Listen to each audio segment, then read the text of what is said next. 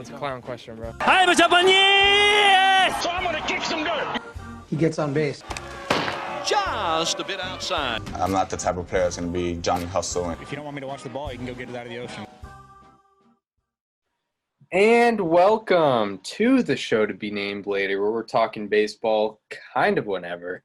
I'm your host, Chris Giolito. Over there on the other side of the screen is Daniel Curran. How you doing, Daniel? Chris, I'm doing well. We have a lot to talk about today. Some very important issues on the field, off the field. We got Ian Anderson's debut to talk about. I've been very excited to talk about that for a while. It went amazingly. But yeah, it's been a very important 24 hours in the sports world, especially baseball. Yeah, pretty interesting stuff. We've been sports fans our whole lives. We have not seen things of this proportion. I think the world of sports is definitely changing in front of our eyes, for better or for worse. It's an interesting dynamic, so I guess we'll get right into it. There have been, so in the NBA, there were, I guess, protests, boycotts of basketball games.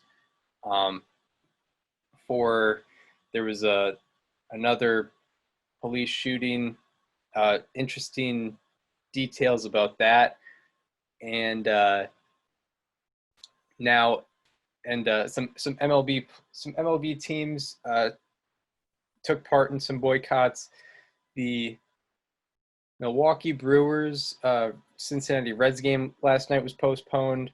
The Dodgers Giants game last night was postponed, and the Padres Mariners game was also postponed. I think that was it, right? Yes. Yeah. So an interesting thing happening last night. What were your thoughts on it? Well, the first thing is, regardless of what your opinion is on this, what we're seeing right now is historic. Like, this is off the charts. Sports willingly getting canceled when they didn't necessarily have to. When COVID canceled sports, you had to do that. That was just, for safety reasons. This is the player's choice. This is the players saying, hey, sports are not as important as what's going on in the world right now with police brutality, with systemic racism still, being a major part of this country. Sports are not important right now, and even if it's, in basketball in the playoffs, we need to walk out for a minute here and bring more attention to this. And I think a lot of people have to understand that, professional athletes are people too. In the grand scheme of things, the average person sees the professional athlete as a tool for their entertainment. I use my time to watch them and they have their talents. They're really good at basketball. They're really good at baseball. Whatever sport they play, they're really good at it, and I have a fun time watching them. And they are people too. They are just like you and me, Chris. They're just like the average listener. They go through a lot more than what we see on the field, and they have problems in their life, regardless of if they make a lot of money or not. That's not everything. And a lot of them are people of color, whether they are, obviously the main subject right now is Black Americans.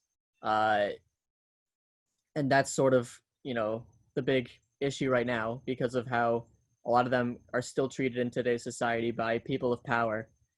And one thing that professional athletes have that a very, very minuscule amount of people have in real life is a platform. If they want to get a message out there, they have the audience and they have the power to actually do that, which is, something that so few people in this world have. And they are using that platform to spread the message, whether you like it or not. That is what's happening. And I think it's really important that we take a minute, put our sports aside and really understand what the issue is. Yeah, it's definitely historic.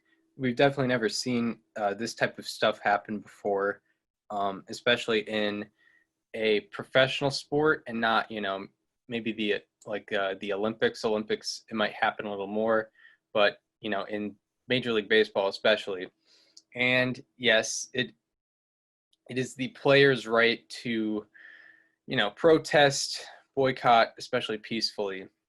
The timing of it is incredibly weird because the most recent shooting, it's weird that this is the hill that's kind of being died upon.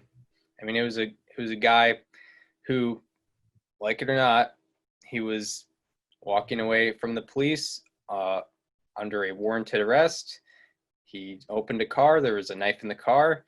And it's weird to me that this is the hill that's being died upon. I think people aren't really looking at the facts. I think that they are seeing that it was a police shooting. But, I mean, there are examples of there being very unjust police shootings, but it's weird that it's kind of weird to me that this is the hill that's being died upon. So I understand that. And what I'm going to say is this is not the one I guess this is the straw that broke the camel's back, but this is not the first time it's happened. It's probably not going to be the last time it's happened. And, we've seen over the past few months, there have been countless cases of unjust police brutality, in the world. I mean, you could go down the list forever. And, a lot of the reason this is getting attention is because it's filmed. I mean, the ones that aren't filmed aren't going to get as much attention. That's why George Floyd was such a huge case. That's why Ahmaud Arbery was such a huge case. And that's why Jacob Blake is the huge case. And to your point about, him being on a warrant arrest, having prior allegations, nobody is saying that Jacob Blake is a good person. He's still alive. Nobody is saying he's a good person. Nobody is saying that what he did was right. And nobody is saying that, the allegations against him are wrong and he's innocent. That's a fact. And if those facts end up being true, then yeah, he deserves to be in jail for what he did. The issue is getting shot 7 times in the back in front of his children and not getting a fair trial, because I feel like that is the right in America, is everyone deserves a fair trial, whether or not you are, obviously guilty, whether you're not, you were framed, whatever. I think the idea is you should have a free trial. And that's not exactly what's going to happen to Jacob Blake. And that's, I think, what people are looking at as the issue. It's not necessarily, who cares if he got shot because he was a bad person. It's like, yeah, no, probably not the best of people, but not that, I don't think it justifies 7 rounds in the back. Well, the argument against that is he opened a car where police had no idea what was in that car. It could have been anything. There happened to be a knife in the car. He could have used that against the police, and ultimately the police have to assume the worst there. But I mean, I know it's not a political show, but baseball has become a political sport now, and you kind of have to address these things. And it's somewhat disappointing that things can get so misconstrued, especially by the media. I mean, yeah, if I'm resisting arrest and I open a car where no one knows what's in that car, I expect to have force used against me, and I wouldn't be surprised if shots were coming at me. Sure. Shots in the back, like 7, like 1 is not enough. You have to go 7. Yeah, well, you could get shot and you can still get a possible gun. They didn't know that it was just a knife. But they didn't know that he. Okay. Yeah, I mean, I don't understand it. I mean, I understand that there are boycotts, and I understand that it's the player's right to boycott, and I understand that there's been an issue happening, and it's been definitely emphasized in the year 2020. And yeah, ultimately it's the player's right to really do whatever they want, and whatever message it is, it's ultimately a pretty positive message. But yeah, it came out as somewhat weird to me. it's yeah, it came out as pretty weird to me.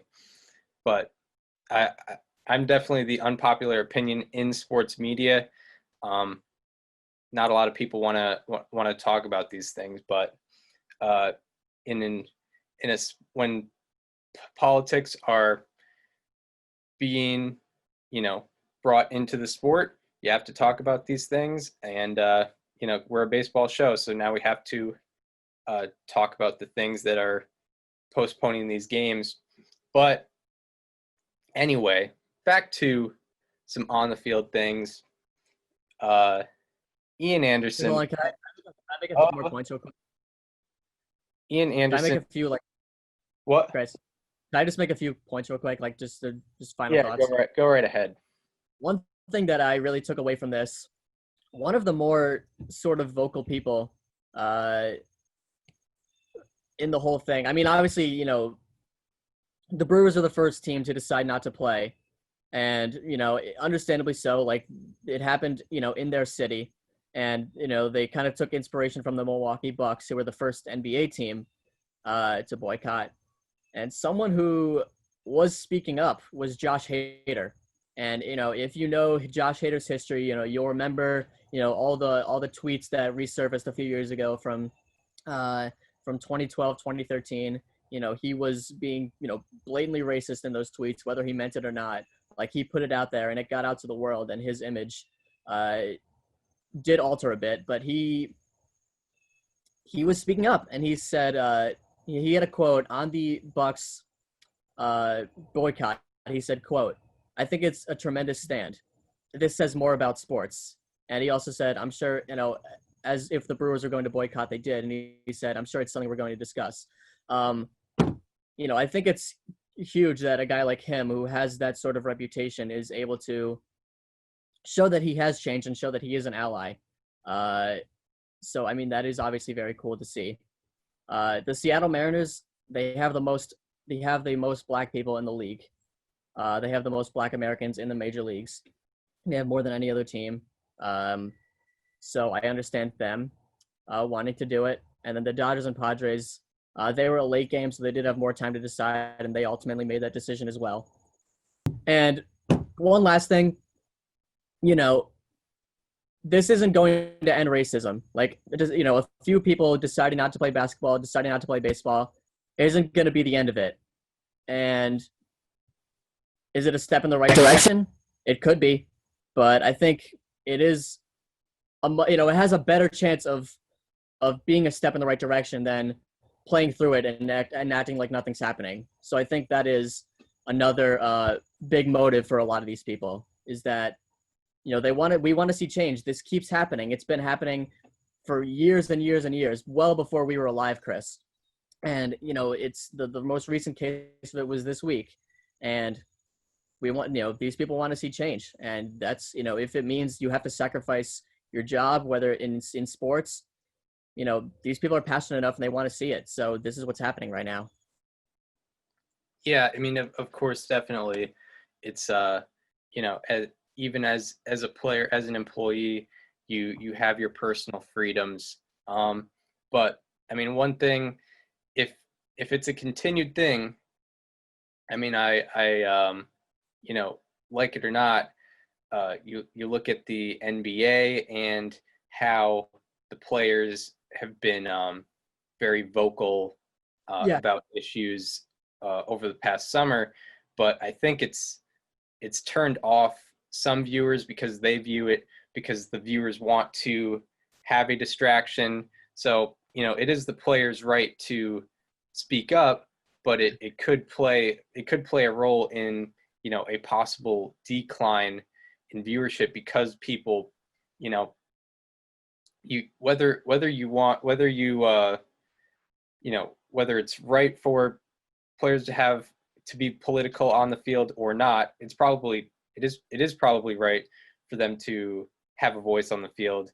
It still turns off a lot of viewers, and it might see a slight decline in viewers if this is a continued thing. Yeah, and I mean it might it might turn off some people, and And I mean, realistically, I don't think that the amount of people it's going to turn off is going to like bankrupt any league. Like, I still think there's going to be plenty of people. Like, the MLB is literally setting records in revenue every year. I don't think that the amount of people turning off is going to, be detrimental to the economy of the league. And, like you mentioned, yeah, sports are our distraction from the real world. Like, that is what sports are. But, some things maybe we shouldn't have distractions from. Like, maybe like some things, this is bigger than sports. This is bigger than baseball, bigger than basketball. This is bigger than any sport out there. And the players are using their voice to be heard because they have this platform that, like I mentioned earlier, so few people have as a way to try and bring change. Yeah, ultimately it's about the personal freedom of the players. Right. I do wonder a little bit how, like, a guy who hasn't made the majors yet and is like at an alternate site right now, how they might feel. But I think a lot of them, would want to protest that night too. But it is an interesting dynamic. But it's tough that there's no minor leagues for that. yeah, If you want to be on the field making a statement, you don't have the minor leagues as an outlet to do that. yeah, exactly. But more on the field stuff. Ian Anderson of the 518 makes right. a debut, has an incredible debut against the Bronx Bombers. It was a bit of a broken Bronx Bombers lineup, but nonetheless, Ian Anderson, 6 innings pitched, 1 hit, 1 earned run. The 1 hit was a home run to Luke Voigt, 2 walks, including a hit batsman, and 6 strikeouts. Awesome job from the kid from Shenandoah High School, the number 3 overall pick in the 2016 draft. I've been following this kid since he was in high school. It's obviously so cool to see someone, especially from the area. Obviously I have local news on my Twitter as well as regular baseball stuff. So I saw plenty of Ian Anderson stuff from, Albany people to, national people, which is, it's such an amazing thing to see from someone you've been following for so long. And as you know, I've been hyping this guy up for a long time. He was my guy to watch on the Braves. I've been referencing him a few times throughout the season, pleading for his call up. It finally happened. He faced Gerrit Cole, and he beat him. He beat Gerrit Cole. Like, regardless of who was in the lineup, I get it, Judge, Stanton, LeMahieu, Torres, all of them are out. He still beat Gerrit Cole. That is a $324 million man. That is arguably the best pitcher in baseball. And Ian Anderson beat him. He broke his 20-game win streak, 28 starts in a row without a win. See ya. Ian Anderson from the 518 doing the damn thing in his major league debut. Amazing to see. Yeah, absolutely incredible to see there. Yeah, I mean, even if it's an injured lineup, you still have some. There's still some guys in there that can do damage. Gio Urshela, Luke Voigt. That the Yankees injured is still better than a lot of major league lineups. Yeah, that's right. It was a doubleheader, so I was really looking at maybe a complete game because he had a no-hitter going through, I think, 5 1/3 innings, and it wouldn't have counted anyway. Major League Baseball doesn't recognize a 7-inning no-hitter as an official no-hitter, which is fair. Yeah. I mean, I if he did end up getting it, I could still just go on and saying he no-hit the Yankees, whether it was through 9 or not, and like he no-hit them. Like he went 6 innings, did not, which I guess that means it's up for loose interpretation. Like if a reliever comes in and throws a 1-2-3 inning, I guess he no-hit a team too. But you do it for a complete game. That would have been cool, but he did end up giving up a home run to Luke Voigt. The only hit he allowed was a home run, which was awesome. I mean, whether or not you want to look at the Yankees lineup, 1 hit in 6 innings pitched, really good against any lineup, quite frankly. Whether it's the broken Yankees or not, he still looked really impressive. would like to see the walks get down. He was living down low in the zone a lot. All of his off speed was kind of low. His fastballs as well, which, I mean, hey, it looked really awesome.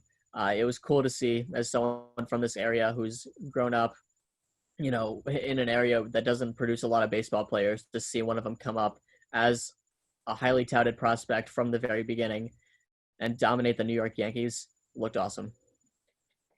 Yeah, and he walked he only walked two guys. He walked two and hit a third.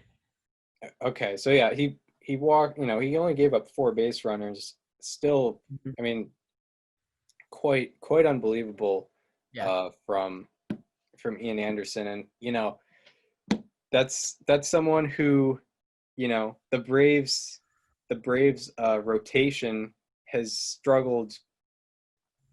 Outside of Max Fried, they've been one of the worst rotations in baseball largely because of that Mike Soroka injury. And but also Mike wasn't helping them either. Mike Fultonevich getting sent down because of his fastball velocity. And now you have Ian Anderson, who he was a top 50, coming up top 50 prospect in all of baseball, and he's looking like one right now. Yeah, I mean, he was the number 42 overall prospect heading into into yesterday, rather, according to MLB.com. And I had a nug. He is the first pitcher in Braves history to allow 1 or less hits in 5 or more innings pitched in a major league debut. All right. So yeah, let's. That was a surprise. How about that? Whenever you want to get that one pulled up. That's right. Here we go. Yeah. So that was definitely the highlight of yesterday for me as far as watching baseball goes. The Red Sox did not do any favors for me yesterday. They lost 9-1. So seeing a local kid. By the way, Ian Anderson grew up a Red Sox fan too. Yeah, that's pretty funny. I mean, it checks out. There are Red Sox fans up there. There are confirmed Red Sox fans in upstate New York. I'm one of them. But yeah, Ian Anderson grew up about 20 to 30 minutes from where I live, and he made it. I don't know him personally, obviously. Maybe we can get him on at some point. That'd be cool. Maybe I can get his attention on Twitter, because I've been very vocal about him on Twitter, as you've seen, Chris. That was fun to watch, and I'm really hoping he can continue, and maybe put himself in the Rookie of the Year voting. Maybe just put himself in there. Who knows? Yeah, I mean, at this point, he'll probably make like 5 or 6 starts. If he can do that 5 more times, he's in the conversation. Yeah, I mean, we're doing midseason awards today, and the National League. The National League class of rookies isn't too deep. There is one particular guy that's doing spectacular, but Ian Anderson can get right up there. So you mentioned that if he went 7 innings and no hits allowed, that wouldn't be a no-hitter. He wouldn't be like Lucas Giolito, who actually had a no-hitter on Tuesday night. Lucas Giolito, that's right, a no-hitter against the Pittsburgh Pirates on Tuesday night. It's funny because one of my over-unders this year was over-under 0.5 individual no-hitters. Daniel guessed over, and he was correct already. Lucas Giolito nailing that over-under there. Yeah. 13 strikeouts, by the way. That is pretty impressive for a no-hitter, because, usually in a no-hitter, you want your pitch count down, and strikeouts are kind of going to bring them up, because as far as pitch count, you'd rather have a 1 pitch out. Strikeouts, you have to throw at least 3. So 13 strikeouts. He had 101 pitches, I believe. So he was absolutely carving up that lineup. Only 1 walk. Was the only base runner to Eric Gonzalez, the leadoff guy in the 4th inning. I mean, if you were I watched the last 3 innings of it. He was dominating. Like, he was getting ahead. I mean, he was making guys uncomfortable. Like when he was in the ninth and it was 8-9-1 coming up, I was like, all right, 90% chance he gets it. Like, he's got to get it, and he did. Yeah, but the last out was incredibly scary. It was He got my heart sank on that one. Yeah, it was I think it was a 1-2 fastball, caught some plate. It was a line drive hit, I believe 102.6 miles per hour.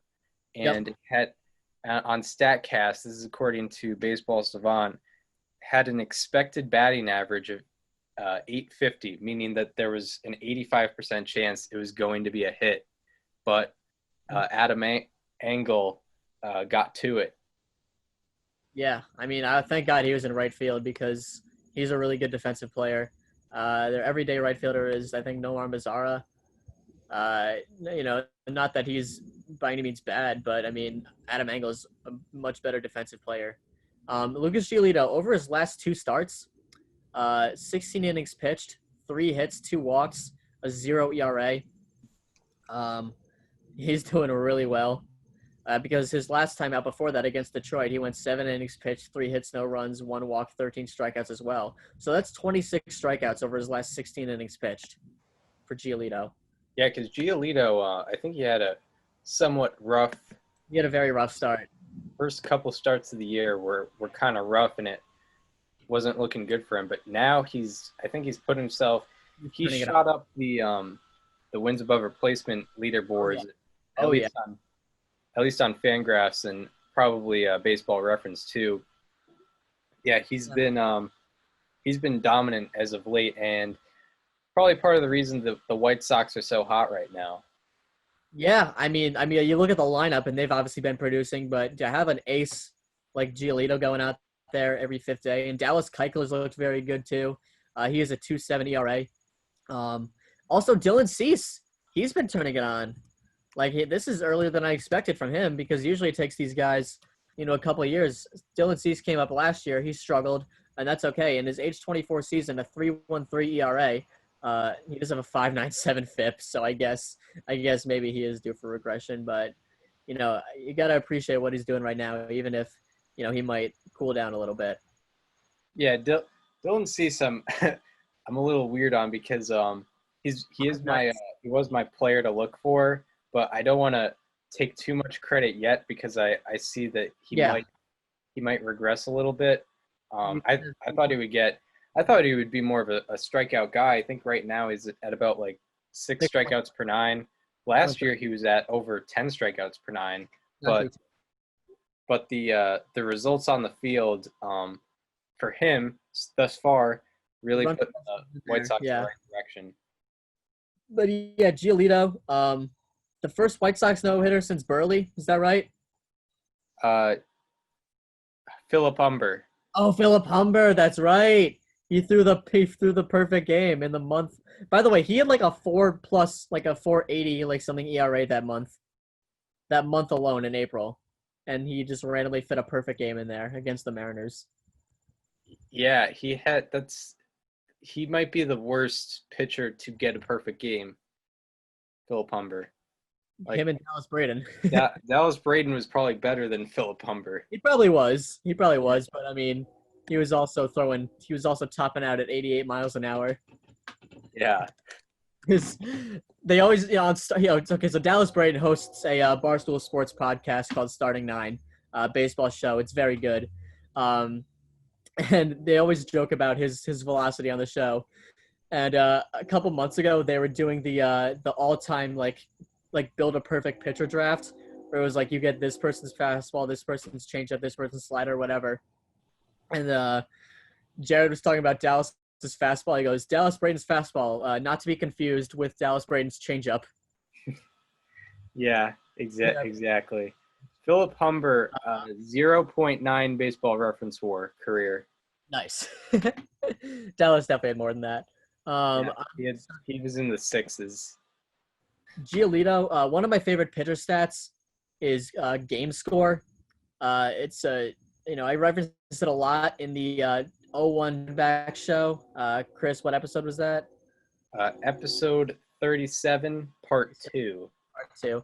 Yeah, because Randy Johnson and Kurt Schilling were both kings of the game score, mostly because they account for high strikeout games. But Giolito put up a game score of 99, which was the best this year so far. Is the best anyone has put up since Justin Verlander's no-hitter in September of last year. It is the best game score for a White Sox pitcher since 1974, when Wilbur Wood pitched 11 innings and allowed 2 hits on 4 walks and 10 strikeouts. The last time anyone had a 99 in a 9-inning game for the White Sox, never. Giolito's the first to do it. You could argue this is the. That's right. Lucas Giolito, one of the most dominating performances in White Sox history, you could argue. 1 walk over 13 strikeouts and a no-hitter through 9. Pretty good. Yeah, the 1 walk no-hitter, that's a dominant performance. The 1 walk no-hitter is a very dominant performance, especially if you have 13 strikeouts, because I know this wasn't a no-hitter, but Kerry Wood's 1998 performance, that's the best for a 9-inning game out there, and he allowed just 1 base runner. So another case where only 1 base runner was allowed. So, and also the strikeouts help a lot. So that's gonna bring up that game score. Yeah, he had an unbelievable day on Tuesday. So That was awesome. Some, I guess, bad news coming out of New York once again. Aaron Judge is experiencing some calf tightness once again after saying that he didn't want to go on the IL in the first place previously with a strained calf, and now apparently there's some calf tightness once again. Yeah, so he was taken out of the game in the second end of the doubleheader on Wednesday. He didn't play the first end, so when he came out, it's not good, because the Yankees, he's been resting for a while in the IL. The Yankees hadn't played for a while because they got caught up in the Mets COVID cases. So in theory, there's no reason, they're just taking him out to rest. So something has to be wrong when they take him out in the middle of a game, and a 1-0 game, mind you. So they very much need him to be there. Aaron Boone said that an MRI is possible. He also said that an IL stint is possible. And this being the 3rd season of Aaron Boone, something being possible in this scenario loosely translates to it's probably going to happen, which really sucks. The Yankees have lost 5 in a row. You'd love to see that AL East be competitive with the Rays playing the way that they are. They're up 2.5 games right now. And you always want to beat someone at their best. And you simply cannot do that with the Yankees if Aaron Judge is not there. That is the heart and soul of that team. The best player, the face of the franchise, arguably the face of baseball. That's a guy that you want to see in there. Especially just as a baseball fan perspective, there is nothing to dislike about Aaron Judge other than he plays for the Yankees, and which is out of his control. If he was on any other team, he would probably be the most beloved player, you could argue. He'd be right up there with Mike Trout. And if he could stay on the field, we could be looking at, one of the best peaks ever. For someone who has only played a few seasons and has over 119 career home runs, I want to say. He's gotten there really quickly. And it sucks to see him not be able to stay on the field. Yeah, it's absolutely terrible. It's an absolute travesty. He arguably there's arguments that he should have actually won that 2017 MVP as a rookie. He had a higher OPS. I think he had higher wins above replacement that year. I think definitely Fangraphs WAR. I'm not sure Baseball Reference WAR. I think Altuve had Altuve had win probability added though, And he was more consistent. Like Aaron Judge that season also had the 37-game strikeout streak. it was consistency, and a lot of Judge's home runs came at weird times. So he wasn't. I don't think he was even in the top 10 for win probability added, which is kind of weird when you're that good. Win probability added can be very skewed though. It can be, but I think over a 162 game season, you're going to get your opportunities, and especially he was on a team that won 90 something 91 games. 91 games. Yeah, so you'd think that there's opportunities to improve the win probability when you're on a team that made the playoffs, but I mean, it's still very it was still a very debatable MVP race. And now, 2018 had some bad luck. He got hit by a pitch and hurt his forearm. You can't do anything about that. That's just bad luck. But you can't blame being injury prone for that. And then 2019, there's the strained oblique that keeps him out 50, 60 games, which was pretty alarming. And now it's this calf tightness. We've talked about this before. I'm pretty scared when a guy who's 280 pounds, not a lot of fat on the body, is getting injured doing basic baseball activities. It's very alarming. You don't want to see it. I don't know how you fix that. I mean, Giancarlo Stanton lost a bunch of weight and he's still injured this season. So, I don't know how this gets fixed. I think you do have to look at the Yankees training staff, because this is the second year in a row now that the entire team has caught the injury bug. Like, when one guy on a team gets consistently injured, you might look at him particularly. But when it's happening to an entire team, you might want to look at your training staff. There is legitimate concern there because the Yankees just keep getting injured. This happened last year as well. Didn't the Yankees have like the most people on the IL last year? Wasn't that a thing? Yeah. I mean, that's all you could hear about. Yeah. I mean, I think Aaron Judge is sort of an individual scapegoat because his size, and the fact that he's playing an athletic centered position. You can't just, you always look at like all the bigger baseball players in mass. They're all like, pitchers, maybe catchers, DHs, first baseman, third baseman. You almost never see him in the outfield, and that's what Aaron Judge does. And he's a very good defensive outfielder, albeit. But I mean, the fact that he keeps getting injured is a cause for concern, whether it be because of, just himself or the Yankees training staff. What do you think is the possibility that at some point we could see him as a full-time DH in the next, 5 years? I mean, if it keeps happening, it might be their only option. The only caveat there is you have Giancarlo Stanton under contract for 8 more years after this. Yeah. Yeah, and he lost some weight though. Yeah, Stanton has lost some weight, but he has also been on the IL longer than Aaron Judge has this year. And last year too. And last year. So he was a guy that was taken out of the outfield, put in the DH spot, and there's still some issue. But, Aaron Judge might be different. But, yeah, the training staff has to get looked at. I mean, it wasn't just Judge and Stanton last year either.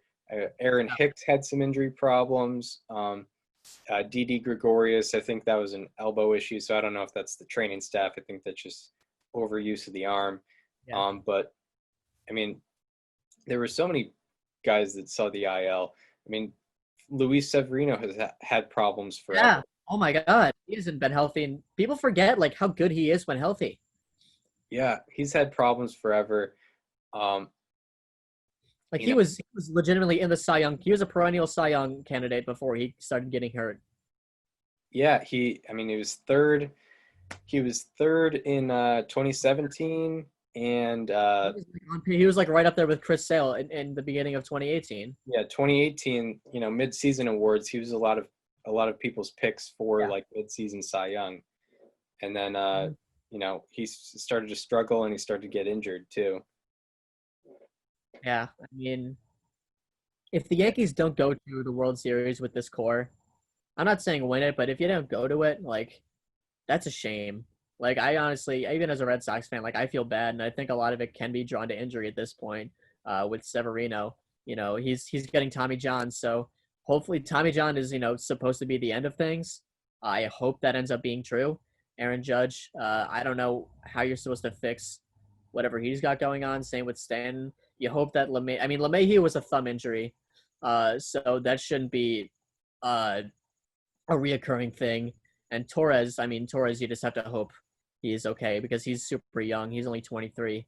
And, if you saw that the play he got injured on, he kind of like rolled his ankle or whatever on a play or something like that.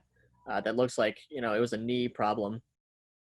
So you hope that doesn't continue for him, especially at that age. But the Gleyber Torres and DJ LeMahieu injuries are a little optimistic on because it's from a particular event. When it's developed from, a swing or just being in the field, that's what gets really alarming. Then you have James Paxton, who's on the IL. Tommy Kahnle's getting Tommy John. Zach Britton just went on the IL. So the Yankees, they have the injury bug going. Yeah, and because not everyone on that team, as you mentioned, not everyone on that team is 6'7", 280 pounds. Most of them are normal size, and a lot of them are still getting injured. So, and you need these guys back too. Like the Yankees, they're not going to win the World Series with Mike Ford as their cleanup hitter. Yeah, they can't. I mean, they're 9-11 against teams that aren't the Red Sox. Exactly, and especially with the expanded playoff, like there's much more opportunity, to lose out. There's more teams that have a chance of taking you down. With the expanded playoff, it's going to be the road to the World Series is going to be harder for everyone. You might face lesser quality of teams, but there's more rounds you have to go through, and there's more chances you have to have a 1 or 2 bad games and lose out, because that's all it takes in the playoffs is 1 or 2 bad games. And that could spiral the whole thing. And if you're the Yankees, you can't just rely on Gerrit Cole to be your starting rotation. He gave up 3 home runs yesterday against a really good team. Who's to say he can't do that in the playoffs? James Paxton, he was looking very bleak before he got injured, so you hope that the injury was the issue there. He wasn't going very far into games to begin with, and he was giving up a lot of runs, obviously. And then, Tanaka's looked good, but they took him out after 66 pitches yesterday and allowed for Chad Green, who hadn't pitched in 10 days, to give up the go-ahead home run to Freddie Freeman, which was very questionable on Boone's behalf. The Yankees are World Series or bust. Like, that is a fact. Like, this team has no excuses not to at least go to the World Series, and they're the last team that can afford to have these injuries. Yeah, they've been.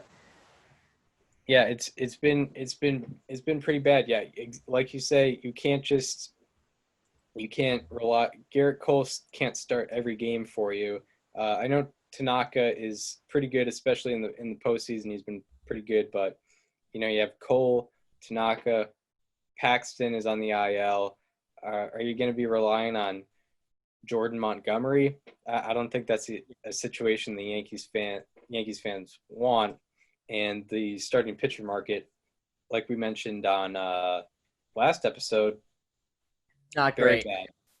Very bad. But yeah, the Aaron Judge injury is a nightmare for Yankees fans once again.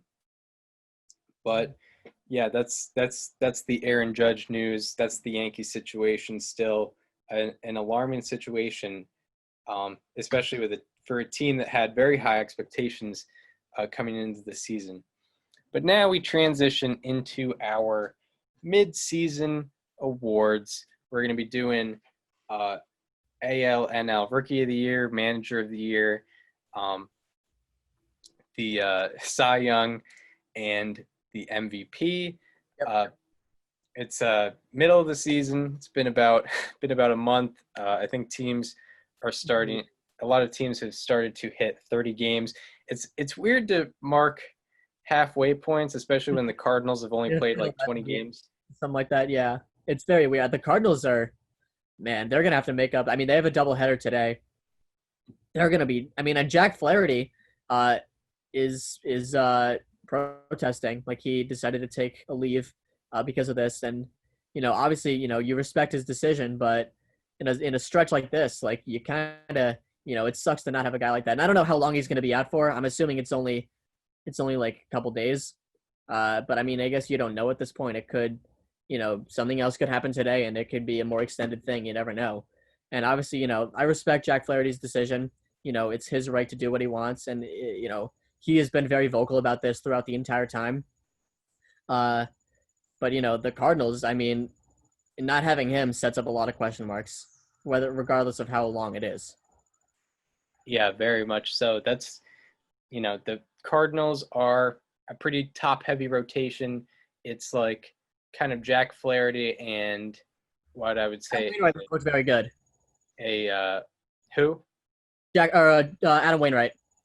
Yeah, I mean, but from last year, it was Jack Flaherty. Jack Flaherty had an ERA below 3, and then it was like Wainwright, Michaelis, and Dakota Hudson was the 4th and the 7.9 FIP this season. Yeah, like he still has major issues, which have always been a thing. I get the walks are a little bit down this year, which is encouraging. I mean, last year he literally led the league in walks. He led the major leagues in walks. He has 7 walks over 19 innings pitched, which is not bad at all. 13 hits allowed, 7 earned runs, 3.32 ERA, very good. So I mean, I think Dakota Hudson has been better. I mean, I know it's so weird to say because he has a 3.26 career ERA, but the walks have always been an issue. But it looks like he is turning a corner, which is encouraging. Yeah, I haven't checked. I haven't kept the pulse on Dakota Hudson. He was a guy. 3.3 walks per 9 innings, as opposed to 4.4 last year.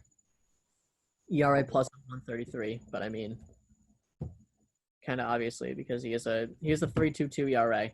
The run prevention has always been very good, but his FIP and his projected statistics have always been a concern. Yeah, I mean, looking right now, he's in the 55th percentile for expected batting average and 36th percentile for expected slugging, 44th percentile for expected WOBA. So, I mean, some guys can consistently outperform their expected statistics. Fernando Tatis Jr. is kind of one of those guys. He outdid it last year, and I think to start the year he was outperforming his expected statistics consistently. It was weird. But I mean, the question is, can that work on a larger scale? Yeah, it is a question. But Fernando Tatis Jr. he's up for an award, for a midseason award. But we are going to start with the American League Rookie of the Year. For me, it's kind of and probably for both of us, it's kind of there's kind of one clear guy. Yeah. And there's been two guys who have been, or a few guys that have been pretty excellent in the American League in terms of rookies. But I think the best one this year has been Kyle Lewis. He's hitting 360 with a 1014 OPS. He leads all qualified rookies in average on-base percentage and OPS, and he leads all rookies in wins above replacement. Yeah, I mean, he is tied for 5th in the majors in wins above replacement, according to Fangraphs, with a 1.7, a 443 WOBA with a 182 weighted runs created plus. Kyle Lewis looking really good for the Seattle Mariners. And this team, I mean, they have a future, right? I mean, you got Kalenic in the minors. Justice Sheffield has looked better over his last couple starts.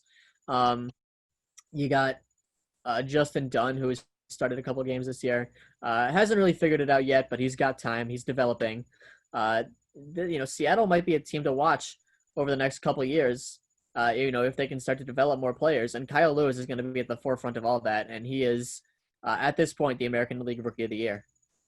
Yeah, and the Mariners, they'll get, sometimes they'll get flack for being somewhat cheap, but when they've wanted to be competitive, they have opened the book sometimes. I mean, they Just hasn't, extended hasn't executed. they extended Felix Hernandez for $175 million, 7 or 8 years ago. So $175 million back then was a lot more. They signed Nelson Cruz for 4 years at a point. Yeah, for 4 years. And, I think when they feel like they're not competitive, they will empty the payroll. But once, Kyle Lewis, Kalenic, Sheffield get going, this is a team that might be looking to spend later on. I hope so. I mean, you talk about the Mariners, you obviously have to look at, the curse. They haven't made the playoffs since 2001. And a lot of that is kind of just on the on-field execution. Like it's not necessarily, the front office making a bad move here or there. It's sort of just like, something will always happen. Like they will get unlucky. They will lose out. They will lose a bunch of games at the end of a season. They will have one team that goes on a random streak. Something will always happen every year, seemingly. But hopefully Kyle Lewis is part of the group to finally bring them to the promised land. Yes, and we'll do a snake thing so we can both reveal. So who is your National League Rookie of the Year? My National League Rookie of the Year is a guy who I have previously highlighted in a How About That, and it is Rake Cronenworth of San Diego Padres. He is hitting 342 with a 402 OBP, 608 slugging for a 1010 OPS, 424 WOBA, 172 weighted runs created plus, 1.1 wins above replacement. He was part of the Slam Diego surge in the past week for the Padres. Jake Cronenworth, the National League Rookie of the Year at this point. Yes, I also have Jake Cronenworth because, I mean, that's the only option. He's just been that good. Yeah, 10-10 OPS.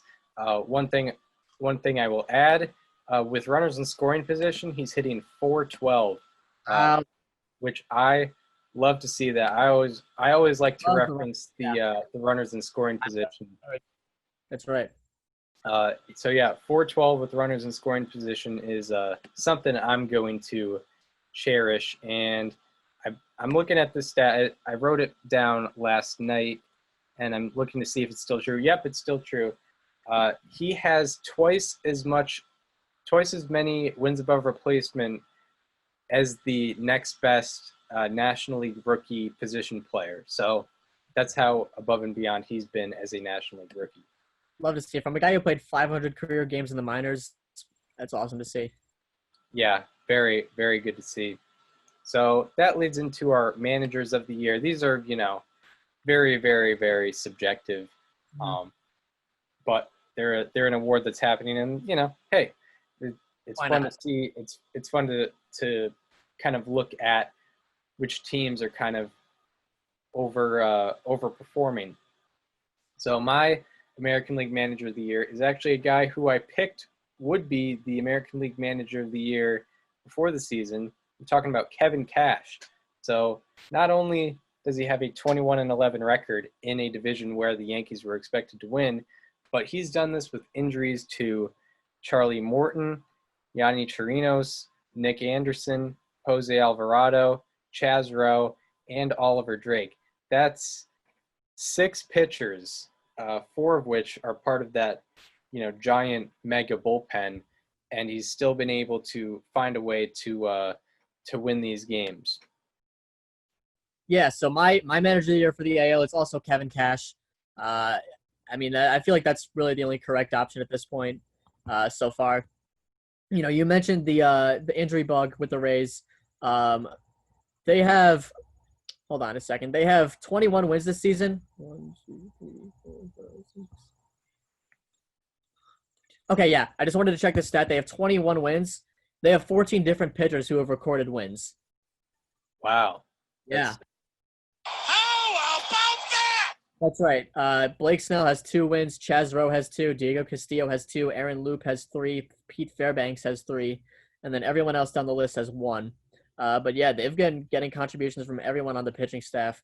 They actually have no qualified starters, which is interesting. But they have one of the best bullpens. And they have continuously for a couple of years now. Yeah, so that is the Tampa Bay Rays and Kevin Cash. My National League Manager of the Year is another person who is someone who I highlighted, I believe, as my. I'm pretty sure this is the person I had to win the award. It is from my sleeper team, Chicago Cubs, David Ross. He is a first-year manager coming in. The Cubs are in first in the National League Central, and some of their guys haven't really gotten going yet. Javi Baez I highlighted on my slightly alarming at one point. Chris Bryant is down with an injury. Anthony Rizzo hasn't really gotten it going too much. Ian Happ has been one of the best players on this team. Kyle Schwarber is hitting 220. Wilson Contreras is hitting 207. I mean, a lot of these guys just haven't gotten it going yet. And for David Ross to still be managing one of the best teams in the National League, yeah, I can't help but have him as the manager of the year. Yeah, David Ross is a good pick. However, I've gone kind of an interesting route because this isn't even a team that was – it's not a first-year manager, and it's also not a team that did poorly last year. It's just I've seen what this team has gone through and how they've been able to still be at the top. My National League Manager of the Year is Brian Snitker. Okay. Brian Snitker, he's missed out on Ronald Acuna Jr. for 10 games, Ozzie Albies for 19 games, Nick Markakis for more than half the season, Mike Soroka for, I believe, 4 starts now, and he won't be getting him back. And also Mike Foltynewicz unexpectedly lost about 4 or 5 miles per hour on his fastball and is now in the minor leagues. So he's dealt with a lot. He's dealt with a pretty bad starting rotation, yet they're still at the top of the National League East in a, what we predicted would be probably the most competitive division. Hasn't really been that. Wait, what was that? The Phillies, Mets, and Nationals are all under 500. Yeah, and part of that is the Braves doing well. They've been able to weather the storm of whatever curse is happening in the National League East, and I think Brian Snitker has been doing a pretty good job over there. Yeah, and Manager of the Year is so subjective, and the way the writers vote on it is so weird. So the only thing is just like the fact that they usually don't give it to someone more than once within a short time period. That's kind of why I don't think they'll give it to Snitker because he won it in 2018. Yeah, I would think that, like, my manager, one thing that's always usually conflicting is my Manager of the Year pick versus, like, the writers. Like, I remember 2018, I thought that Craig Counsell deserved best record in the National League, yeah. Yeah, and like last year, I thought Aaron Boone should have won, but Rocco Baldelli came and yeah, and he just had the big jump in wins.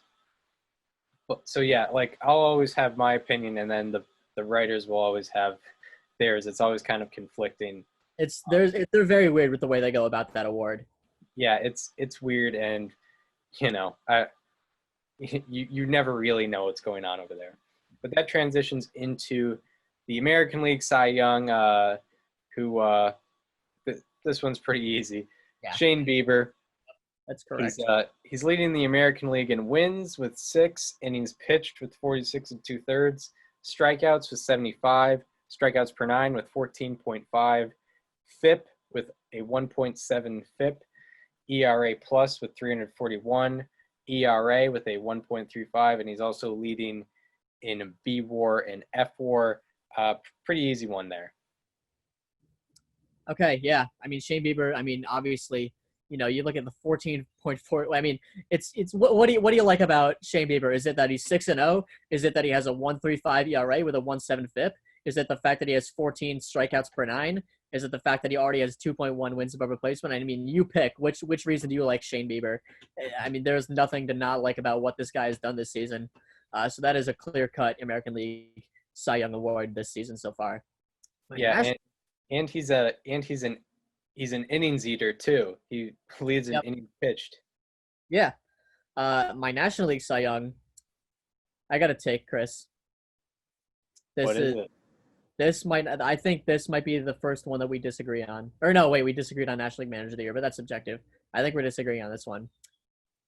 My National League Cy Young pick is the only pitcher in the National League, or at least the only starting pitcher in the National League, to have at least 10 strikeouts per 9 and less than 1.75 walks per 9 is Yu Darvish.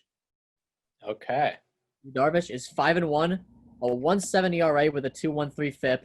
He is 10.7 strikeouts per 9. In 37 innings pitched, he has accumulated 1.5 wins above replacement. Yeah, I went with the more pretty Standard pick. Max Fried. Ooh. I'm looking at Max Fried is my I thought you were gonna say Trevor Bauer. no, not Trevor Bauer.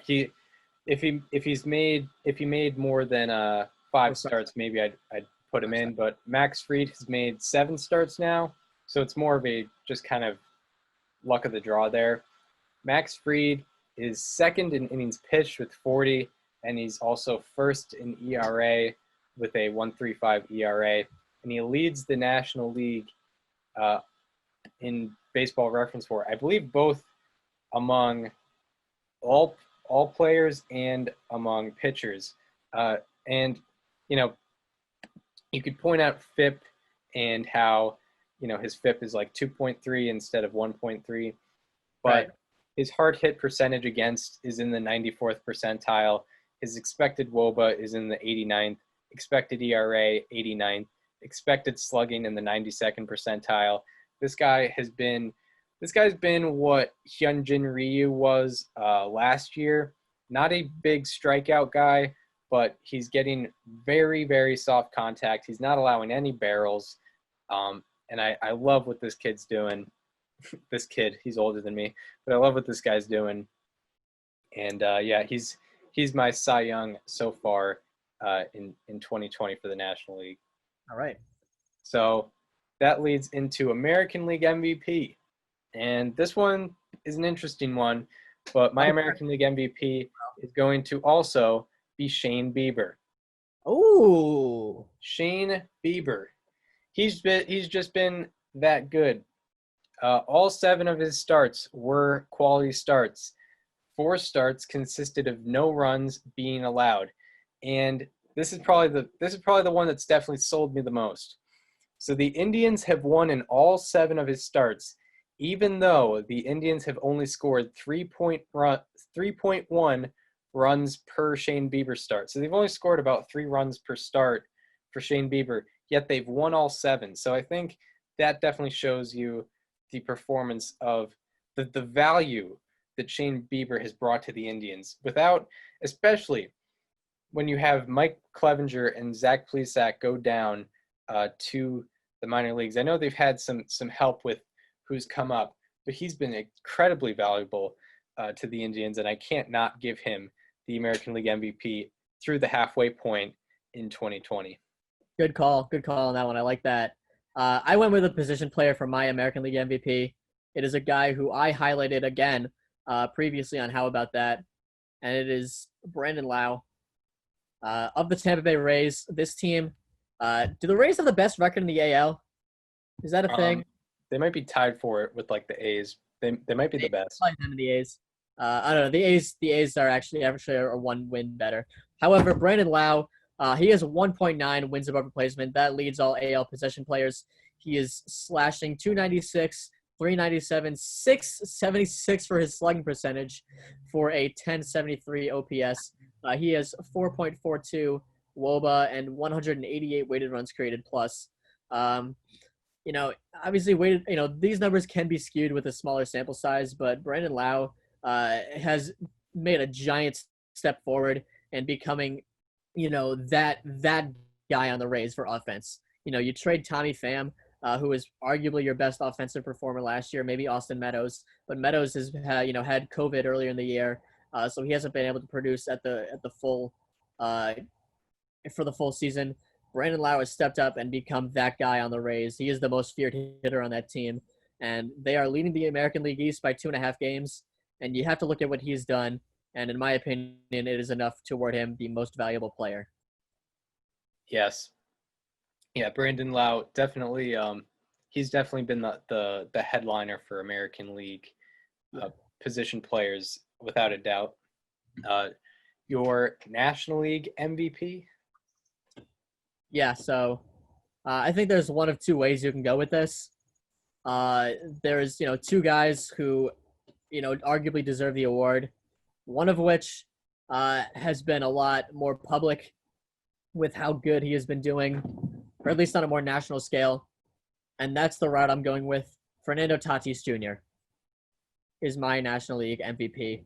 It's either him or Mike Yastrzemski, but Fernando Tatis Jr., I know, when I look at value, obviously, I know this sounds super, super traditional, but you obviously have to look at the numbers, but you got to look at, the eye test I think the eye test is what does it for me. I criticize the eye test a lot, but I think that is what puts Fernando Tatis Jr. slightly ahead of Mike Yastrzemski.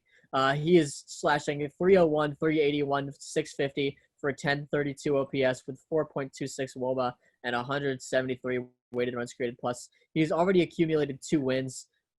He is quite literally a 5-tool shortstop, which is not something you see every day. I mean, he is doing things that shortstops don't traditionally do. You have to go back to A-Rod, if you really think about it, to look at the last time we saw a shortstop putting up the numbers that he is putting up. So Fernando Tatis Jr. is my National League MVP. Yeah, I'm also going with Fernando Tatis Jr. And even though he's been more public, I think he still has the numbers completely to back it up. Yeah. He's tied for the National League lead in F4. He has a 1032 OPS, and with runners in scoring position, he's hitting 450. That's right, 450. Pretty good. And to go with that, I think something that's not being talked about enough, probably because this isn't as much of a factor in today's game, but he's got 6 stolen bases, and that is tied for 5th, at least coming into Wednesday. It probably still is, but he is tied for 5th in stolen bases. So, Mike Yastrzemski has similar OPS plus, weighted runs created plus, but he only has 1 stolen base. Fernando Tatis Jr. has 6, so he's been an impact from the batter's box, on the bases, and in the field, and that's why I'm giving him the National League MVP. And also, in a 162-game season, he'd be on pace for 63 home runs and 31 stolen bases. So that's the type of good he's been this year. By the way, one thing I forgot to mention, Kyle Lewis, throughout his Major League career, in the short time he played in 2019 and the time he's played this year, his 162-game average for home runs, 44. Yeah, unbelievable. Pretty good. That is the 2020 show to be named later midseason awards. Right. Sponsored by no one. Now we are going into maybe our favorite segment that we do every show. It is your Thursday, August 27th edition of How about that? So do you want to give your how about that first? I would love to, Chris. Yeah. I am highlighting a guy who does not qualify for stats. However, he has the second best weighted runs created plus, or I'm sorry, not weighted runs created plus, wins above replacement among Major League catchers. And that is Austin Nola of the Seattle Mariners. Like I just mentioned, he has already accumulated 1 win above replacement. The only catcher ahead of him is JT Realmuto, who is 1.1. So, I mean, in theory, by the end of today, if he has a really good day and JT Realmuto struggles, Austin Nola could be leading all catchers in wins above replacement. He is slashing 315, 358, 562, and 920 on the season with 5 home runs. He also has a 389 WOBA and 152 weighted runs created plus. That weighted runs created plus is 3rd among catchers behind Realmuto and Pedro Severino of the Orioles. Austin Nola of the Mariners. Tom Murphy, who was my guy to watch, went down at the beginning of the season, and Austin Nola has sort of taken over as the primary catcher. And he only knew a few days in advance that he was going to be the regular catcher, and he has done a very good job offensively at doing so. So Austin Nola is my. How about that? So, for my how about that, I went. I guess it's an interesting route because you definitely know about this guy, but I'm not sure if the American public is aware of just how good this guy is. I'm talking about so far in 2020, the best reliever in baseball, James Karinchak. Yes, I love this guy. Yes, James Karinchak. It's about time that we talk about James Karinchak, and I'd like to shout out. We briefly touched on him last show, but he needs his own segment, so I'm glad you're doing this. Yeah, and I'd like to shout out Jay Hay from Starting Nine for giving us some warning about James Karinchak before the season started. So last year he had 42 strikeouts in 17 and a third innings, and it appears to be translating into the major leagues. So 61 pitchers this year have appeared in 13-plus games in 2020. And among all those pitchers, James Karinchak leads all of them in ERA with .54, FIP with .52, strikeout percentage with 51.7% of his batters faced, of his plate appearances against, ending in strikeouts. And he also leads among those 61 pitchers in OPS against with 302. If you play fantasy baseball and you want some free fantasy points, pick up James Karinchak because he will give you easy strikeout numbers every time he goes out there. Yes, and he leads all relievers in wins above replacement, and his Baseball Savant page is absolutely hilarious. So hard hit percentage, that's 80th percentile, but of course that's going to be skewed because that's a hard hit percentage. That's hard hits divided by batted ball events. With James Karinchak striking out over half his batters, there's not going to be a lot of batted ball events. His expected WOBA against, 100th percentile. Expected ERA, 100th percentile. Expected batting average, 100th percentile. Expected slugging, 100th percentile. He is yet to give up a barrel, which is an extremely hard hit ball. Has yet to give up a barrel this year in 16. A barrel is like a hard hit ball combined with a certain launch angle, I believe. Yes, they usually end up in extra base hits. He has given up none of those. His strikeout percentage is 100th percentile, obviously, and his whiff percentage is 99th percentile.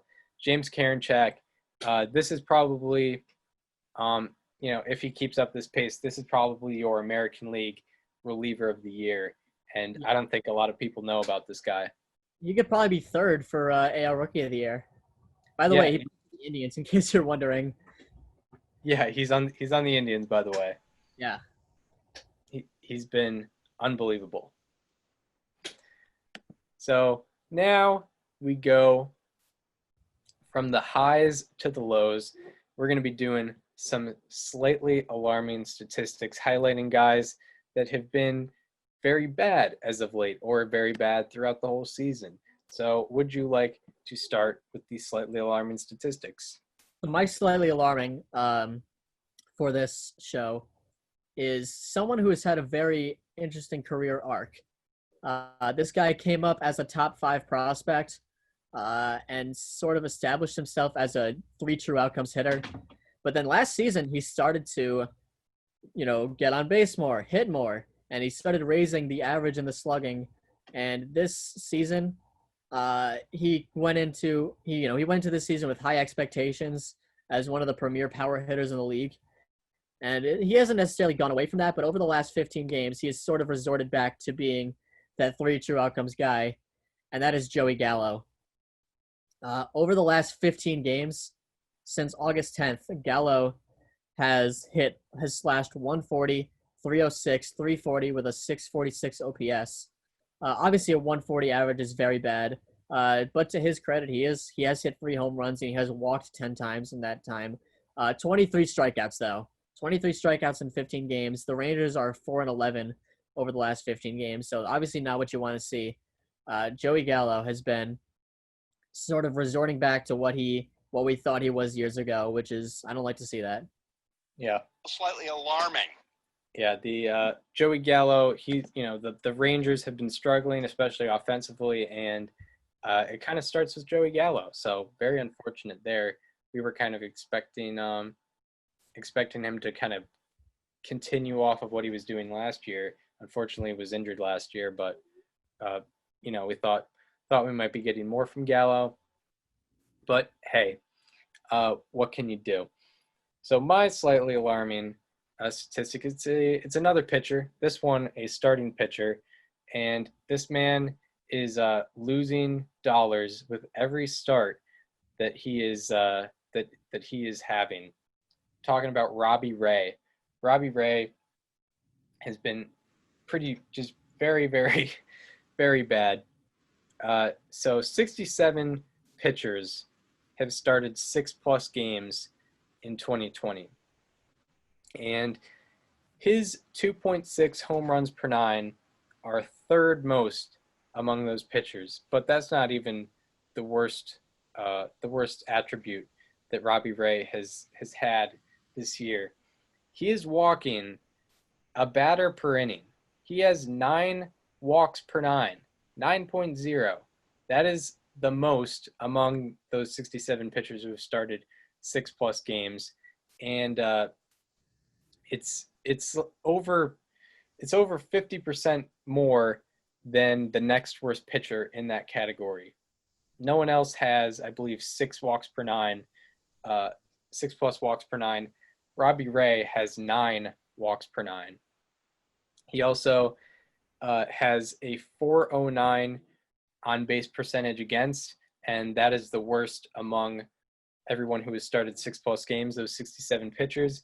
And even when contact is being made, which is not a lot, even when contact is being made and he's not striking out somebody, he's not walking somebody, his hard hit percentage is in the 7th percentile. And Slightly alarming. So yeah, it's bad for Robbie Ray right now. Robbie Ray, the Arizona Diamondbacks have been struggling mightily. They've lost in a row. They have been underperforming very much. We especially expected a lot more from this pitching staff, and Madison Bumgarner went down with an injury. Luke Weaver has not been what we expected. Zach Gallen is pretty cool. Zach Gallen was a how about that for us. Yeah. But Robbie Ray has been maybe the worst pitcher in baseball thus far. I should his ERA is updated. I think it was 8 before yesterday, and right now it is 7.84. His WHIP is 2, a flat 2. He allows 2 walks plus hits per inning. It's been very, very bad for Robbie Ray. Yeah. So now they're heading into the weekend. We should be previewing some matchups we're looking for. I haven't dove deep into any matchups really thus far. What are you going to be putting on the old MLB extra innings this weekend? I have a couple matchups that I'm thinking about. Right, one of them is Padres Rockies. Obviously, I mean, the Rockies. They are over 500 now. They are 16-15. The Padres, of course, are the Padres. They're 18-13. They've created Slam Diego. They've been one of America's favorite teams, especially with Fernando Tatis Jr. And we get to see him at Coors Field. Offense heavy ballpark. Obviously, as far as matchups go, we got Padres going with Garrett Richards on Friday. The Rockies going with Antonio Senzatella. The Padres also have a doubleheader today against the Mariners, so We'll see what kind of state their pitching is in. So I can't imagine they've predicted any more probables. Yeah, no, they have not. Padres have not announced their starter for Saturday. The Rockies are going with Ryan Castellani for Saturday. He has a 3.54 ERA. Has a 1-1 record. And then on Sunday, the Rockies have German Marquez, and the Padres have not announced their starter. Also, another thing I've been looking at, I want to get these stats on the fly, but one thing I've noticed is that the Blue Jays and just the opposing hitters as well have been hitting really well at the field in Buffalo. I don't know if you've noticed that, Chris, but there's been a lot of high-scoring offense there. And the Orioles are going there this weekend. And the Orioles offense we've touched on a lot. You know, they've been hitting the ball pretty well. So I'm intrigued to see the offense that comes out of that series this weekend as well. Yeah. So I think the headliner, I guess, in terms of, importance in general Major League Baseball this weekend, Astros and Athletics are facing off. So the Athletics are currently have the best record in the American League, and the Astros historically have been the kings of the American League West since 2017. And the Astros actually got swept by the Athletics the last time they faced off, and maybe the Astros might be able to gain some ground. It is weird this year. Actually, Yeah. One thing. So there's a couple things that I think should, I guess, be recognized. So I was thinking about this. This year, it would kind of make more sense if there was either one MVP, Cy Young, Manager of the Year, or three, because so if you're an American League team, you're only facing four other American League teams. So I'm not sure if, having an MVP represented in the American League makes the most sense. And I know for like contract reasons and incentive reasons, you can't really have that stuff change, but it would kind of be interesting if there was like an East MVP, a Central MVP, and a West MVP, because those are the teams that are actually playing each other. Yeah, you're right. It's one weird thought I've had about this season, so I'm glad I could get it out here. And if you win the division, it doesn't really matter. It's weird. So like even if the Astros, as long as the Astros get the second spot, it doesn't really matter if they beat the A's. I'm excited for playoff brackets though. Like that's going to be a lot more heated debate and a lot more like, well, this could go wrong, this could happen, this could, whatever. Yeah, I think like the first round is a best of three. So like whoever has the better pitching is like 9 times out of 10 going to win, like starting pitching. Yeah. Three dangerous game. And even they can make it. It's going to be wild. And one thing we haven't mentioned is like there's probably hopefully there's going to be a bubble in the playoffs. Yeah, so there's been a lot of, Buster only said that they're considering doing it. I don't know if it's final at this point. But yeah, they're gonna have to hold a lot of people though. That's 16 teams. 16 times 25 is how many? Or at least for like the rosters. But that's 400 players. But that doesn't include coaches and staff and everyone else. Like that's a lot of people they're gonna have to hold in that bubble. Yeah, and I guess what would help with that is I think they're trying 2 different locations to start. Mm-hmm. So then it would be 8 teams per location. That makes sense. So it's 200. You're gonna need a spot with at least like a few different fields. Yeah, it's gonna be weird because it's not like basketball where there's just a bunch of basketball courts in the area. You can't have one field have multiple games with multiple different teams because like in baseball you need a lot of time to be able to warm up on that facility. You can't just like have these 2 teams play at 1 o'clock and then these 2 other teams play at 7 o'clock. Like you really can't have that in baseball. That doesn't work like that. Yeah, you're gonna need, because it's an all-day affair when it comes to warming up. The away team starts batting practice about 4 hours before the game starts. Literally. Especially no, in that the is how. game. Yeah. So So I mean, you're gonna need. I mean, say if there's 8 different teams, you're gonna need a place with like 4 different fields. And I mean, I guess they don't have to be necessarily like major league fields. It's not like you have to like. It's like, oh, you have Chicago, Milwaukee, and St. Louis all 2 hours apart. Like, if you can find one facility with 4 like reasonably well kept major league sized fields with respectable accommodations, like, then I guess you could find that. The question is where. Like, what do you do with that? Like, do you use a spring training? Do you use spring training fields? Do you use like, I don't know, like college fields, because the colleges are open, so you don't know. There's a lot of question marks to be had about a potential bubble. Do you even want to go to Arizona, because COVID is really bad in that state? Same with Florida. Like, do you really want to put all the players down there? Like, it's a big question mark. yeah, because I was surprised that Texas and California were like the main places they were talking about, and because Arizona was mentioned back in May for a potential bubble, and it wasn't accepted because it was like a 5-month thing. For a 6-week thing, it's more attractive. However, yeah, if COVID is very bad out there, you don't want to put your players in that situation. You'd almost rather do the regular travel standards. Yeah, exactly. I mean, knock on wood, nothing bad has happened in the last week or so. Yeah, and the protocols have been working. The Mets only missed about 4 days, so that worked out.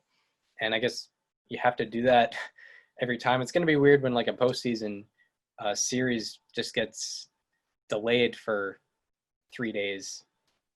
Yeah. I mean, imagine like the day before Game 7. Like, say, I don't know, the Yankees and Dodgers are in the World Series. Game 7. Oh, Gerrit Cole just tested positive. Oh, no. Oh, well, I guess we got to go on without him. Like, like, who's to say that's – I know we've mentioned this on the show before, but who's to say that doesn't happen?